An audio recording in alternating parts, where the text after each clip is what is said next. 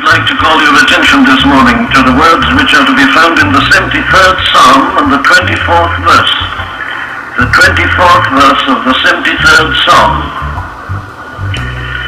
Thou shalt guide me with thy counsel, and afterward receive me to glory. Nevertheless, I am continually with thee. Thou hast holden me by my right hand. And yet, as we saw last Sunday morning, the thing he can't get over is this, that in spite of all that which is so terribly true of him, he nevertheless is still in the presence of God. Indeed, he's continually there. And he begins to realize that he's been there all along and the whole time.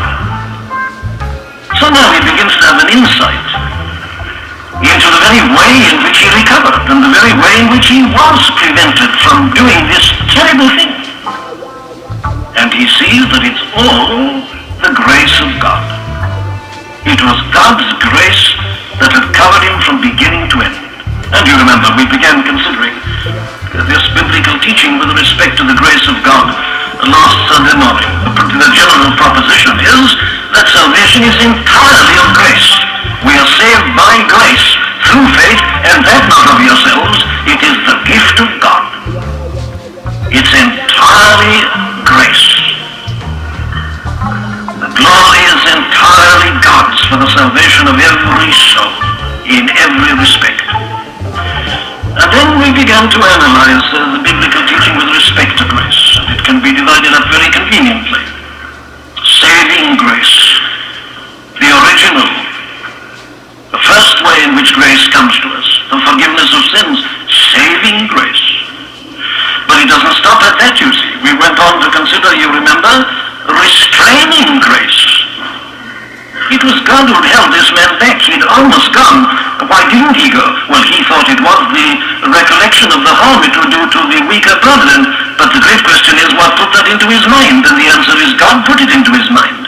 God restrains us. It's a tremendous thought, this. It's a tremendous doctrine. God allows his children to wander very far sometimes, as I said last Sunday morning. So far at times that some people say that man's never been a child of God at all.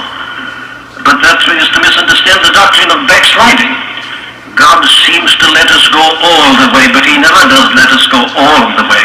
He holds us by our right hand and pulls us back at the critical moment. It was God who held him, restraining grace. And then, you remember, we considered restoring grace. God brought him back and gave him, it was God who took him to the sanctuary. It wasn't a mere idle thought that entered his mind and made him say, well, what if I go to the house of God? Not at all. It never works like that. And anybody in this congregation who's ever wandered away from God or who's been a backslider, if you examine your own experience, you'll find this, that what you may have thought had come to you as a sudden impulse, on deeper investigation, was no sudden impulse at all. It was God who put it into your mind. He does. He manipulates in our very minds and thoughts. He'd taken the man to the sanctuary, and as the result of that, he had restored him. Well, now, that is the point at which we had arrived at the end of last Sunday morning. But now, all that, of course, belongs to the past. He is still, as it were, looking back. He can't get over this. There's nevertheless this astounding thing. I'm still in the presence of God. God still looks on me and is still concerned about me. God's still interested in me, in spite of what I've just been doing, and in spite of what I almost did. Nevertheless, I am continually with thee. He can't get over it, and he sees, well, I'm here because of God and God's grace. And then realizing that, he turns to the future. What's the future going to be like? And his answer is, the future is going to be the same.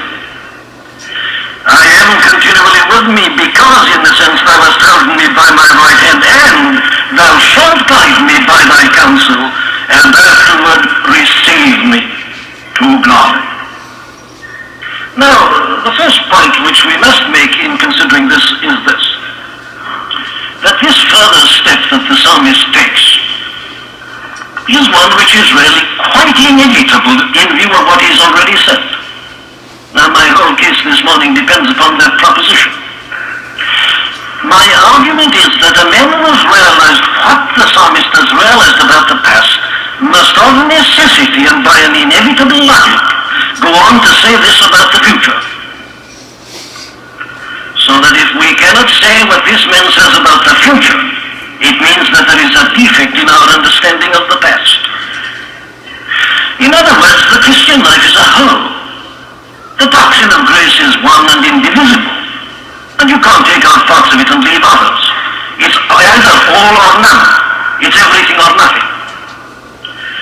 So that I say that the man goes on to make this statement because, in a sense, he is bound to say so. He argues, I take it like this. I have been restrained, he says. I was held when I'd almost gone by the mighty hand of God as the result of his grace. I am restored, I am in the presence of God and now again enjoying the presence of God. Why? Well, because of God's restoring grace. But then the question arises, why has God dealt with me like this? Why did God restrain me? Why has God restored me? And there's only one answer to that question. God has done this because I belong to him, because he is my Father, because I am his child. In other words, this isn't something accidental or fortuitous. God has done all this to me, says this man, because of the relationship that exists between us. And therefore, if that is true, well then he must go on doing that in the future. You know, those mighty statements which we read together from the 8th chapter of Romans, that inevitable sequence. Them he hath called, them hath he also justified, and them he hath justified, he hath also glorified. The Apostle Paul teaches that quite plainly, that if God has justified a man, he has also already glorified that man. The whole of that portion is but a tremendous exposition of this final doctrine, ending with the ultimate challenge, who shall separate us? With the answer, nothing. I am persuaded. And what a weak word is that word translated. Persuaded. It means I am certain. It's even stronger. I am absolutely certain that neither death nor life nor angels, etc., nor any other creature shall be able to separate us from the love of God which is in Christ Jesus our Lord. And another one.